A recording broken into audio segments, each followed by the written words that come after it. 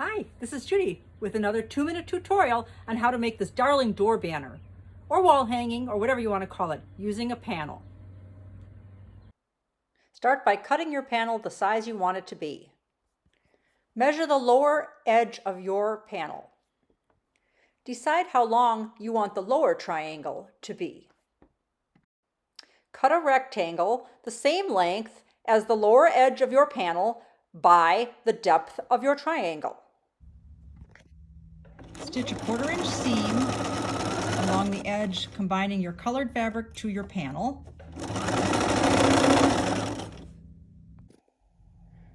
Press your seam allowance toward the color. Fold the entire unit in half and find the center, and then press a small crease so that you know exactly where the center is.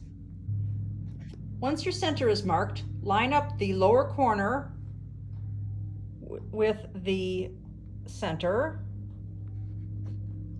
with your ruler, and then cut along this edge. Do the same thing on the opposite side, and now you have your basic shape. Pick out a fun backing fabric. Cut your backing to the right size, and then cut your batting to be the same size as your backing. Make your quilt sandwich with the backing wrong side up, your batting, and then your panel. Once you're done quilting it, then trim the backing and the batting about 1/4 of an inch or a little less away from the edge of the banner or the panel. Cut your binding strips and then attach them in a diagonal manner. Stitch your binding on like you normally would on any one of your quilts.